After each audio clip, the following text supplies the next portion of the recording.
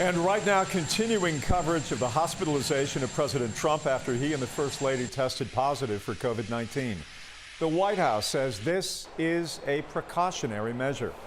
Administration officials say that he will continue to carry out his duties from the presidential offices inside Walter Reed Medical Center. Before leaving the White House this afternoon, he recorded the following video message and later posted it to his Twitter page. I want to thank everybody for the tremendous support. I'm going to Walter Reed Hospital. I think I'm doing very well, but we're going to make sure that things work out. The First Lady is doing very well. So thank you very much. I appreciate it. I will never forget it. Thank you.